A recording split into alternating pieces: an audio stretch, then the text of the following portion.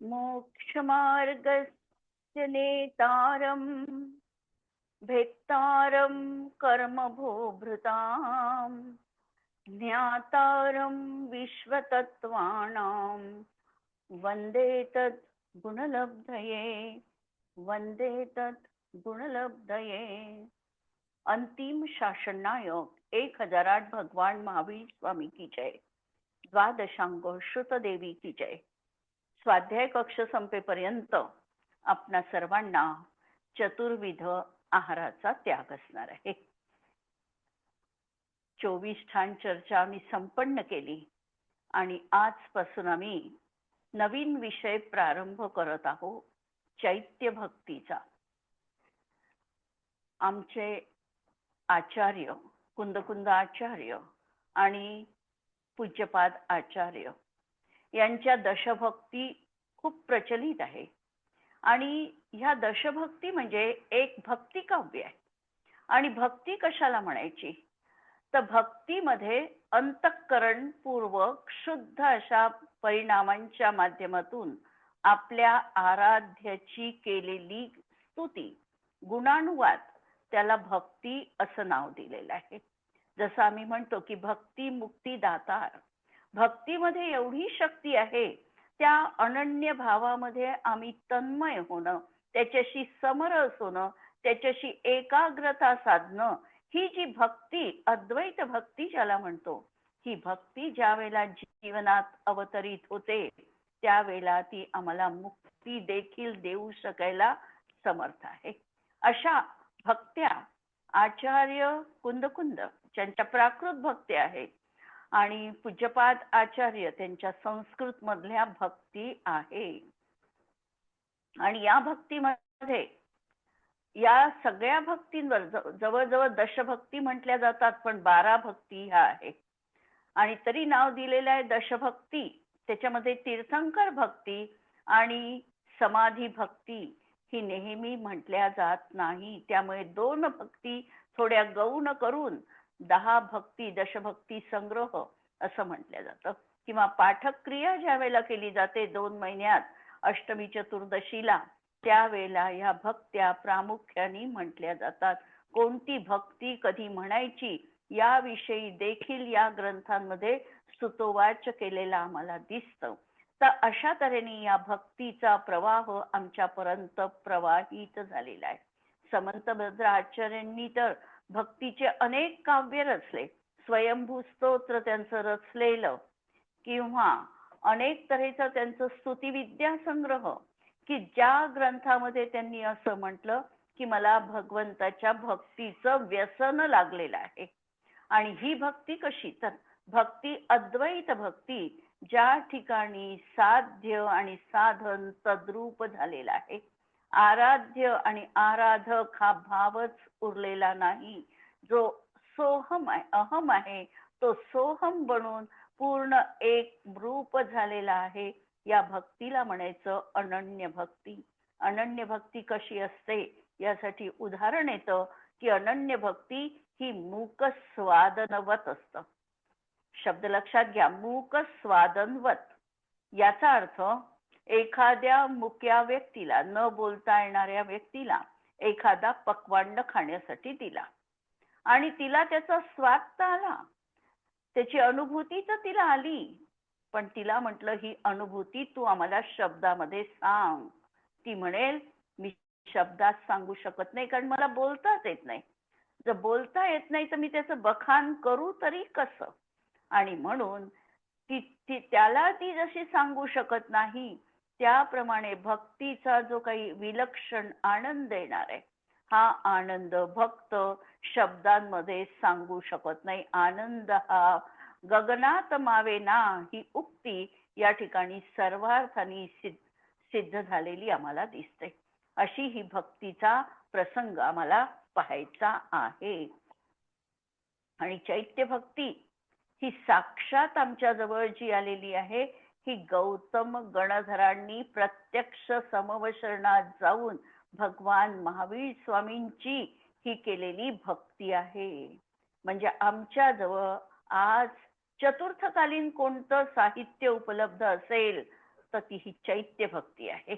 ही चैत्य भक्ती ओरिजिनल गौतम स्वामींनी जशी स्तुती केली ती स्तुती या ठिकाणी सांगितल्या गेलेली आहे. आणि तुम्ही म्हणाल की कशावरून त्यांनी ही भक्ती केली किंवा तेच हे गौतम स्वामी किंवा इंद्रभूती होते असं कशावरून तुम्ही म्हणता, तर त्यांनी प्रूफ त्या ठिकाणी दिलेला आहे. आम्हाला प्रूफ मिळतं ते बृहद द्रव्य संग्रहकार करते ब्रह्मदेव सुरी यांच्या द्रव्य संग्रहाच्या संस्कृत टीकेमध्ये. जर 41 नंबरची आम्ही गाथा त्या ठिकाणी उघडली तर त्या ठिकाणी त्यांनी लिहिलेलं आहे की ततश्च जयति भगवान इत्यादी नमस्कारम कृत्वा जिनम दीक्षाम गृहीत्वा कचलोचनानंतरम एव चतुर्ज्ञान सप्तर्धी संपन्नस्य त्रयः अपि गणधर देवाः संजाताः. म्हणजे याचा अर्थ ततश्च जयति भगवान कोण म्हणत आहे? ब्रह्मदेव सुरी. कशामध्ये? बृहद द्रव्य संग्रहकाराच्या टीकेत, म्हणजे द्रव्य संग्रहकाराची ती टीका आहे त्याच्यामध्ये की ततश्च जयति भगवान, हे भगवन तुमचा जय जयकार असो, जय जयकार असो. अशा प्रकारे नमस्कार करून दीक्षाम गृहीत्वा त्यांनी दीक्षा धारण केली आणि कचलोच केला, केशलोच केला. आणि केशलोच केल्याबरोबर मुनी दीक्षा घेतल्याबरोबर त्यांना चतुर ज्ञानम समजाता, 4 ज्ञानाची प्राप्ती झाली. मतिश्रुत, अवधी आणि मनपर्याय ज्ञान. आणि सप्तर्धी संपन्नस्य, 7 वृद्धींनी ते संपन्न झाले. असे कोण? तर त्रयः अपि, त्रयः याचा अर्थ 3. असे कोण होते 3? तर एक होते इंद्रभूती, दुसरे होते अग्निभूती आणि तिसरे होते वायुभूती. तिघही हे सख्खे भाऊ आणि तिघही 500-500 त्यांच्या शिष्यांसहित समवशरणात उपस्थित झाले होते. आणि हे तिन्हींनी अशा प्रकारे कचलोच करून ते गणधर पदाला प्राप्त झाले. आणि त्या ठिकाणी गौतम स्वामींनी भव उपकारार्थम द्वादशांगम श्रुतरचना कृतवान, त्यांनी श्रुताची रचना प्रारंभ केलेली आहे. तर अशा तऱ्हेने ही अत्यंत महत्वाची भक्ती आणि जिला आम्ही श्रद्धेने नतमस्तक व्हायला पाहिजे किंवा आम्ही ती वाचायला तरी पाहिजे, अर्थ तरी आम्हाला समजला पाहिजे, या एकमेव उद्देशाने आपण या ठिकाणी चैत्य भक्तीला प्रारंभ करत आहोत. चैत्य भक्ती याच्यावर प्रभाचंद्र आचार्यांनी विस्तृत अशी टीका लिहिलेली आहे. प्रभाचंद्र आचार्य हे तेच आचार्य आहे की ज्यांनी प्रमेय कमल मार्तंड याच्यावर टीका रचलेली आहे, परीक्षा मुखावर टीका रचलेली आहे. अत्यंत तार्किक असे हे आचार्य. समाधी शतक आणि इष्टोपदेशवर त्यांनी टीका रचलेली आहे.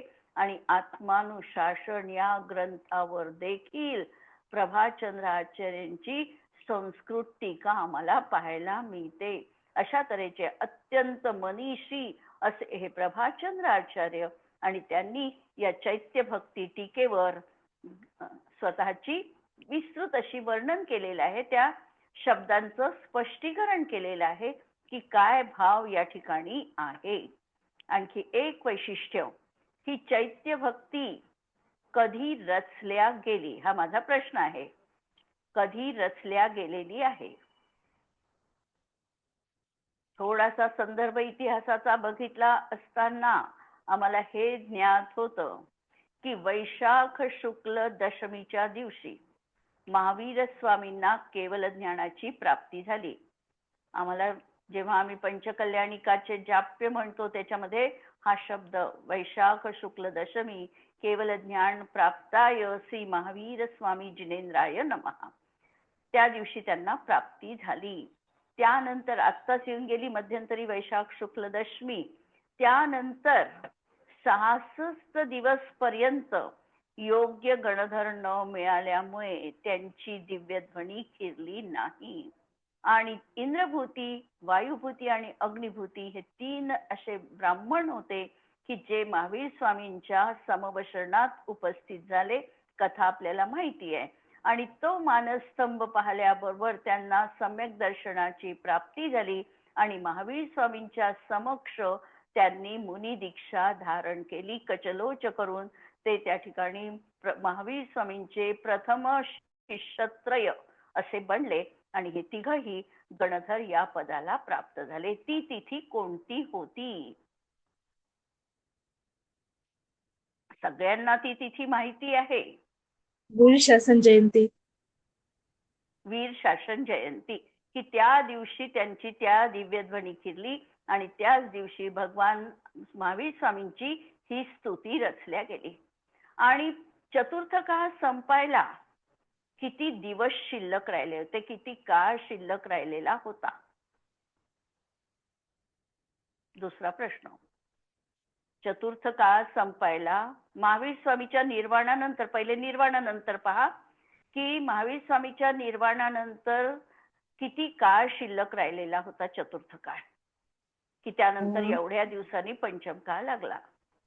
काहीतरी 3 वर्ष 6 महिने. 3 वर्ष 6 महिने 11 दिवस. 6 महिने नाही, 3 वर्ष 8 महिने आणि 15 दिवस. 3 वर्ष 8 महिने आणि 15 दिवसाचा कालावधी राहिलेला होता. महावीर स्वामीच्या एवढ्या कालावधीनंतर पंचम काळाची सुरुवात झालेली आहे. आता त्याच्यामध्ये महावीर स्वामींचा समवशरणाचा म्हणजे केवल ज्ञानाचा काळ जर आम्ही अंतर्भूत केला तर तो काळ किती वर्षपर्यंत त्यांनी धर्मोपदेश दिला? 30 वर्ष. 30 वर्ष. 30 आणि +3 हे एवढा काळ केल्यानंतर म्हणजे 33 वर्ष 8 महिने 15 दिवस एवढे पंचम काळाला शिल्लक राहिले असताना या स्तवनाची, या स्तुतीची रचना झाली. हे अशी ही चैत्य भक्ती आमच्या जवळ आज आमच्या दैवयोगाने उपलब्ध आहे आणि त्याला आम्ही आता पाहणार आहोत. पहिल्यांदा टीकाकारांनी याच्यावर मंगलाचरण केलेलं आहे, जे मी आज टाकलेलं आहे ते पहा. श्री गौतमादि पदमद्भुत पुण्यबंध मुद्योदिताखिलममोघमघ प्रणाशम वक्षे जिनेश्वरमहं प्रणिपत्य तथ्यं निर्वाण कारणमशेष जगत हितार्थम. हे प्रभाचंद्र आचार्यांचं मंगलाचरण यावर पहिल्यांदा केलेलं आहे. यामध्ये पहा, श्री गौतमादि पद, श्री गौतमांचं पद जे आहे, यांनी रचलेली ही जी स्तुती आहे, पद आहे, हे अद्भुत पुण्यबंध, अत्यंत अद्भुत अशा पुण्यबंधाला कारणीभूत आहे.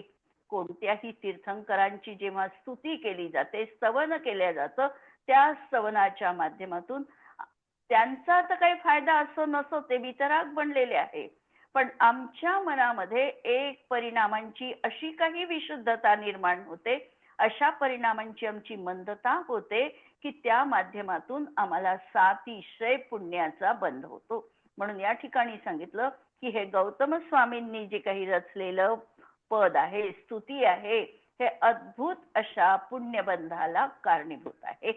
नंतर उद्योदित अखिलम अमोघ अमोघम अघ प्रणाशम, हे सगळ्या जगताला उद्योदित करणारं आहे, प्रकाशित करणारं आहे आणि संपूर्णतः अघ प्रणाशम, अघ म्हणजे पाप, पापांचा नाश करणारं आहे. आता पुढे सांगतात की अशा अहम जिनेश्वरम प्रणिपत्य, अशा मी जिनेश्वरांना वंदन करून तथ्यम वक्षे, तथ्यम म्हणजे जे वास्तविक स्वरूप आहे, तत्व आहे, स्पष्ट रीतीने जे सांगितल्या गेलेलं आहे ते मी या ठिकाणी वक्षे कथन करणार आहे. जे कसं आहे तर निर्वाण कारणम, जे निर्वाणाचं कारण आहे, मुक्तीचं कारण आहे आणि अशेष जगहितार्थम, अशेष म्हणजे संपूर्ण जगाच्या हितासाठी सांगितल्या गेलेलं आहे. म्हणून सत्य आहे, जे सत्य असतं तेच हितकर असतं. म्हणून अशा सत्य मार्गाला, म्हणून अर्थामध्ये त्यांनी सांगितलं की सत्य स्वरूपी हित कशात आहे, जीवाचं हित असणार आहे सत्य वस्तुतत्वाला जाणण्यात. म्हणून सत्य स्वरूपी मोक्ष प्राप्त करून देण्यास कारण निर्वाण कारणम आणि त्रैलोक्याचं हित करणं हे ज्यांचं प्रयोजन आहे अशा जिनेश्वरांना मी नमन करते आहे. आणि श्री गौतम स्वामींनी केलेल्या महावीर स्वामींच्या तीर्थंकरांचं वर्णन करण्याचा मी प्रयत्न करणार आहे. प्रभाचंद्र आचार्य म्हणतात मी वर्णन करतो नाही म्हणत, मी वर्णन करण्याचा प्रयत्न करणार आहे.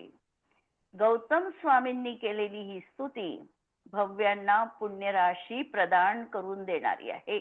म्हणून अद्भुतम पुण्यम याच्या माध्यमातून मिळणार आहे. आणि या स्तुतीत सर्व काही विषय जे आहे, वस्तुतत्व जे आहे, जशा प्रकारे वस्तुतत्व कसं चालतं हे या ठिकाणी सांगणार आहे. हे अत्यंत फार महत्वाचं आहे, कारण यांनी संपूर्ण जगाच्या तथ्याचा वस्तुतत्वाला प्रकाशित करण्याचं कार्य करणार आहे. आणि हे अघप्रणाशम पापांचा नाश करणार आहे. अशा प्रकारची ही प्रभाचंद्र आचार्यांची मंगलाचरणाची भूमिका त्यांनी स्पष्ट केली. मंगलाचरण करत असताना मंगलाचरणाचे फायदे हे आहे की याच्या माध्यमातून पुण्याची प्राप्ती होते, पापाचा परिहार होतो, नास्तिकतेचा अभाव होतो आणि इष्ट देवतेचं स्मरण. 4 प्रयोजन मंगलाचरणाचे आहे. आणि या 4 प्रयोजनांना अंतःकरणात ठेवून कोणतेही आचार्य आपल्या ग्रंथाची सुरुवात अशा तऱ्हेने मंगलाचरणाने करत असतात.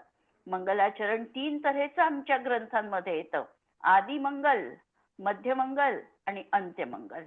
साधारणतः आदिमंगल तर पाळल्याच जातं, मध्यमंगल कधी पाळल्या जाईल कधी नाही पाळल्या जाईल, पण अंत्यमंगल परत असतोच असतं. अशा तऱ्हेची मंगलाचरणाची भूमिका आपण बघितलेली आहे. आणि आता सांगतात की श्री वर्धमान स्वामीनम प्रत्यक्षीकृत्य गौतम स्वामी जयती भगवान इत्यादी स्तुतीम आहो. म्हणजे वर्धमान स्वामींना प्रत्यक्षामध्ये पाहिल्यानंतर लक्षात घ्या, अत्यंत अभिमानाने ते तिघही भाऊ त्या ठिकाणी समवशरणात आले होते. अंतःकरणात माझ्यासारखा विद्वान कुणीही नाही हा त्या ठिकाणी अहंकार त्यांच्या जीवनात होता. आणि जसा त्यांनी तो मानस्तंभ बघितला त्यांचा अहंकार चूर झालेला आहे. आणि ते पुढे त्या 7 भूमी ओलांडून, समवशरणाच्या भूमी एकूण 8 असतात, यापैकी 7 भूमी ओलांडून 8व्या कोणती मंडप भूमी, या मंडप भूमीमध्ये त्यांनी प्रवेश केलेला आहे. प्रवेश केलेला असताना त्या ठिकाणी महावीर स्वामी मौन अवस्थेत विराजमान आहे. कारण दिव्यध्वनी अजून खिरली नाही, पण त्यांची ती मूक वाणी देखील जीवाला, जो संवेदनशील असेल त्याला कळण्यासारखी असते. माझं वाक्य लक्षात घ्या की मूक वाणी मूक नाही आहे, पण मूक वाणी ही संवेदनशील जीवांना कळण्यासारखी असते. कारण वपुषा एव निरुपयन, जणू काही त्यांचं पूर्ण शरीराच्या माध्यमातूनच ज्या ठिकाणी वितरागता ओसंडून वाहत होती, ज्यांच्या शरीराची पडछाया पडत नव्हती, ज्यांच्या मुखाचं चतुर्मुख असं अवलोकन जीव करू शकत होते, जो वृक्ष होता हा देखील अशोकाला प्राप्त झालेला होता, अशा तऱ्हेने किंवा छत्र, भामंडल, चमर अशा तऱ्हेची ती अलौकिक विभूती पाहिल्यानंतर कोणताही सामान्य जन त्या ठिकाणी विस्मय त्याच्या जीवनात उत्पन्न होतोच होतो. यांचा आता सम्यक दर्शनाची प्राप्ती झालेली आहे. हे सम्यक दर्शनाची प्राप्ती झाल्यानंतर आपल्या आराध्याचं प्रथम दर्शन घेत आहे की जे आजपर्यंत कुणालाही झालेलं नाही, म्हणजे त्यापैकी कुणालाही झालेलं नव्हतं. त्यांचं ते प्रत्यक्ष दर्शन त्या ठिकाणी घेत आहे. आणि त्यांना प्रत्यक्ष पाहिल्यानंतर जे त्यांचं समवशरणातलं अलौकिक रूप बघून त्यांच्या मुखातून उत्स्फूर्त रीतीने अशी ही वाणी आता प्रगट झालेली आहे. कोणते शब्द पहिल्यांदा निघाले तर जयती भगवान, हे भगवन तुमचा जय जयकार असो, जय जयकार असो. तुम्ही अत्यंत उत्कृष्ट आहात, परमोच्च पदाला प्राप्त झालेले आहे, अलौकिक असं तुमचं सामर्थ्य आहे, अनंत चतुष्टयांचे तुम्ही धनी आहात. आणि हे भगवन तुम्हाला पाहिलं त्यांनी आणि काय झालं, त्यांच्या तोंडातून त्यांचे शब्द मुखरित झालेले आहे आणि स्तुतीच्या माध्यमातून ते झर झर मोत्याप्रमाणे बाहेर पडले आणि शब्द निघाले पहिल्यांदा जयती भगवान. आता श्लोक पाहू. प्रत्यक्षात आपण सगळ्यांजवळ आहे तो श्लोक. जयती भगवान हेमां भोज प्रचार विजृंभितो वमर मुकुटच्छायोद्गीर्ण प्रभा परिचुंबितो कलुष हृदया मानोद्भ्रांता परस्पर वैरिणः विगत कलुषापादौ यस्य प्रपद्य विशस्वसुः. परत एकदा पहा. जयती भगवान हेमां भोज प्रचार विजृंभिता वमर मुकुटच्छायोद्गीर्ण प्रभा परिचुंबितो कलुष हृदया मानोद्भ्रांता परस्पर वैरिणः विगत कलुषापादौ यस्य प्रपद्य विशस्वसुः. पहिल्यांदा एकेका शब्दाला आपण बघू. जयती, जयती याचा अर्थ जय जयकार असो, तुम्ही जयवंत असा. भगवान, भगवान हा शब्द त्यांनी दिला इंद्रादीनाम पूज्य, इंद्रादिकांना देखील जे पूज्य आहे. किंवा भगवान या शब्दाची जर आम्ही व्युत्पत्ती पाहिली तर भग म्हणजे ऐश्वर्य. ऐश्वर्य कोणतं आहे त्यांच्याजवळ, तर अनंत ज्ञानाचं ऐश्वर्य आहे, केवळ ज्ञानाचं ऐश्वर्य त्यांच्या जीवनात आहे. म्हणून असे जे भगनी संपन्न, म्हणून ऐश्वर्यानी जे संपन्न म्हणजेच केवळ ज्ञान संपन्न. म्हणून असे हे भगवन केवळ ज्ञानाने संपन्न असणाऱ्या तुमचा जय जयकार असो, तुम्ही जयवंत असा. पुढे सांगतात हेमां भोज. हेम म्हणजे सुवर्ण आणि अंभोज म्हणजे कमल. अंबू म्हणजे पाणी आणि ज्याच्या पाण्यामध्ये जन्म होतो ते अंबुज म्हणजे कमल. आणि कसे कमल आहे ते तर सुवर्ण कमल आहे. आणि याचा काय प्रचार, प्रचार आहे म्हणजे त्याच्यावरून तुम्ही गमन करता आहे. आणि अशाने तुम्ही विजृंभितौ, तिथे संधी झालेली आहे. विजृंभितौ म्हणजे विलासितौ, विलासितौ म्हणजे शोभायमान होतात आहे.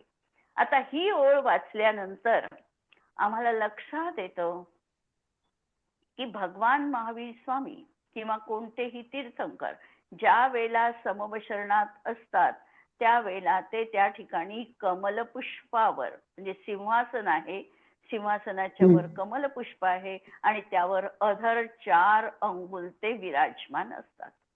पण ज्या वेळेला त्यांचं गमन होतं, एका ठिकाणाहून दुसऱ्या ठिकाणी समवशरण जातं, हे समवशरण जात असताना त्यांच्या चरणाखाली किती कमळांची रचना होते?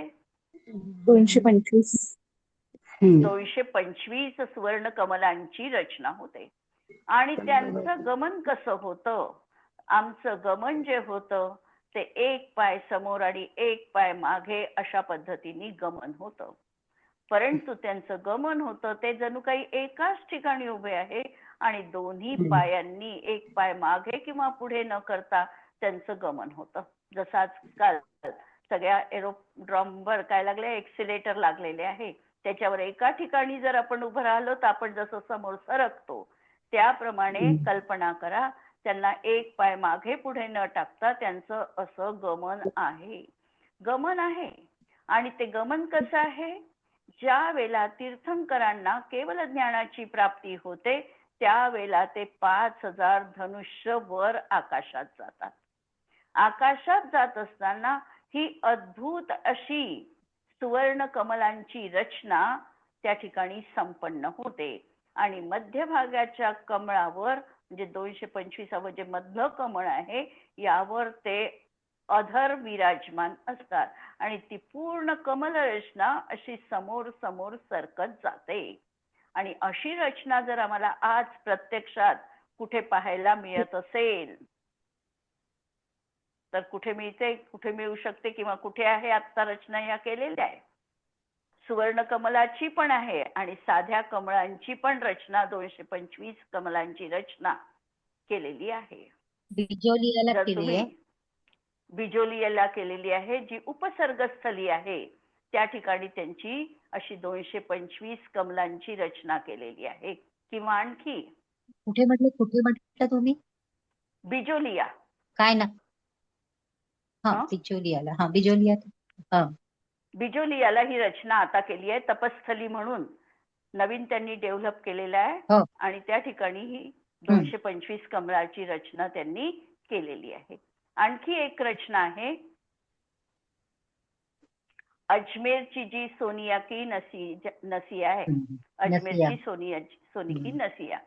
त्यामध्ये खालच्या बेसमेंटला त्यांनी सुवर्ण कमल केले आहे. ऍक्च्युअल मध्ये सगळं पाणी म्हणजे पत्रा लावून सुवर्ण कमलाची 225 कमलांची रचना तिथे संपन्न केलेली आहे. ही तर जुनी आहे अजमेरची सोनियाजी की नसिया मधली, खूप प्राचीन आहे, म्हणजे जवळपास 50-70 वर्षाच्या आधीपासूनची आहे. आणि ही मात्र बिजोलियाची आत्ता झालेली आहे. तर अशा प्रकारची कमळांची रचना. आणि ही कमळाची रचना कशी असते तर 7 समोर 7 मागे 8 दिशांना असे आणि त्याच्या खाली आणखी एक लेअर, अशा तऱ्हेने ह्या कमळाची रचना असते. आणि मधलं कमळ एक राहतं आणि त्या ठिकाणी ते तीर्थंकर विराजमान म्हणजे उभे असतात, खड्गासनात असतात आणि तसा त्यांचा विहार होतो. हे या शब्दातून सांगायचंय त्यांना. हेम अंबोज प्रचार, प्रचार म्हणजे गमन, समूहाचं गमन. आणि विजृंभितो, विजृंभिता म्हणजे शोभायमान असणाऱ्या अशा. आता इथे संधी विजृंभित असल्यामुळे अमर मुकुट छाया आणि त्यांनी उद्गीर्ण प्रभा परिचुंबितो. अमर, अमर म्हणजे देव.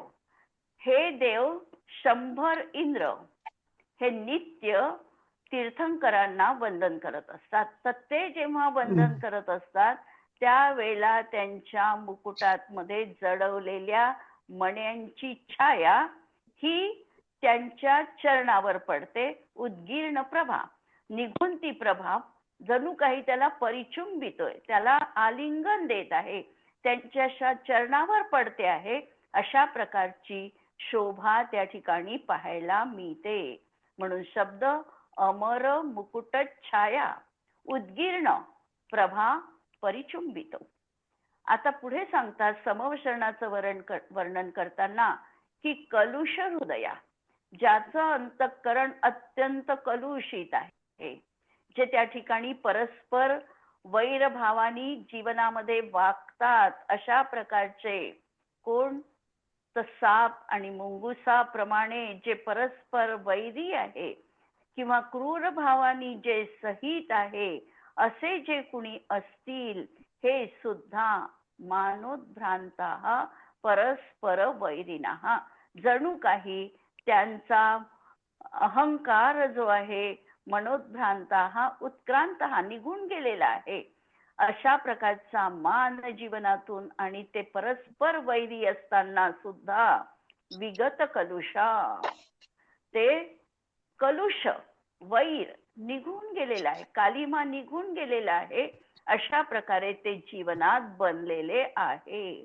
आणि पादौ, पादौ 2 चरण आहे म्हणून पादौ यस्य प्रपद्य, ज्याला प्राप्त झाल्यानंतर विश्वसुहू, जे त्यांच्या जीवनात विश्वास आलेला आहे की यांच्या जवळ आम्ही जर शरण गेलो तर आम्हाला कोणत्याही प्रकारे आता अभयच प्राप्त होणार आहे, आमचा इथे कोणत्याही प्रकारचा तोटा नाही, किंवा आम्ही यांची शरण घेतल्यानंतर आम्हाला निश्चितपणे उत्कृष्ट स्थान प्राप्त होणार आहे.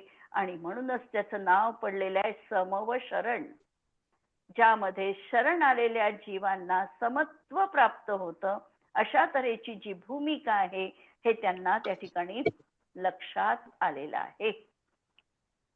तर याचा अर्थ एक पाहून घेऊ आपण की सामान्य लोक क्रमाने एक एक पाऊल जमिनीवर ठेवून चालतात, पण भगवान भव्यांना उपदेश देण्यासाठी आणि समवशरणामध्ये विहार कुठे होणार हे कसं निश्चित होतं, हाही प्रश्न मनात कधी कधी येतो की त्यांनी पूर्वेला जायचं की पश्चिमेला जायचं, कोणत्या दिशेला जायचं हे कसं काय ठरतं.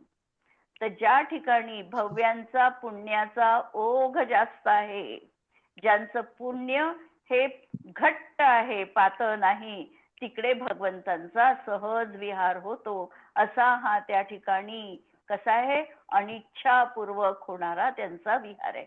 त्यांच्या अंतःकरणात मोहनीय कर्म पूर्णतः नष्ट झालेला आहे, त्यामुळे कोणत्याही तऱ्हेची अभिलाषा नाही. कुणावर उपकार करावा किंवा कुणाला शासन करावं अशा प्रकारे त्यांच्या मनामध्ये कुठलाही विकल्प नसताना भव्य जीवांचा जिकडे विलक्षण प्रभाव असेल तिकडे यांचा सहज रीतीने विहार होतो. अशा प्रकारचा हा निमित्त नैमित्तिक संबंध या ठिकाणी आम्हाला दिसतो.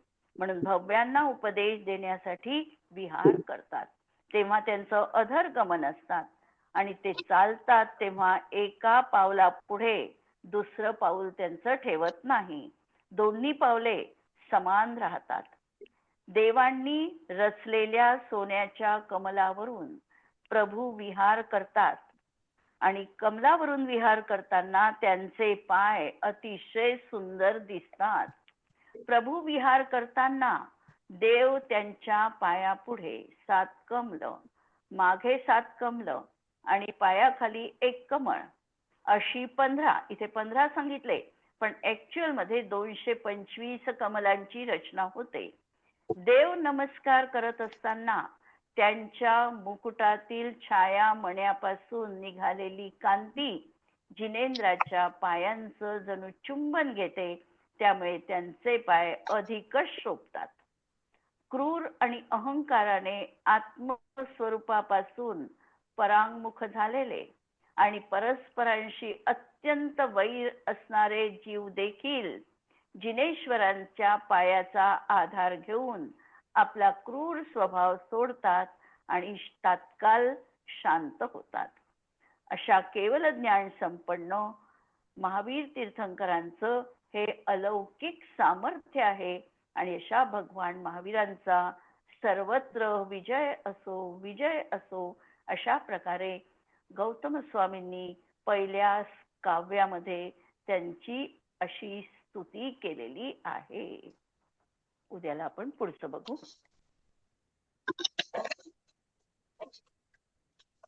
जिनवाणी के ज्ञान ते तुझे लोकालो, सो जिनवाणी मस्तक सदा देत.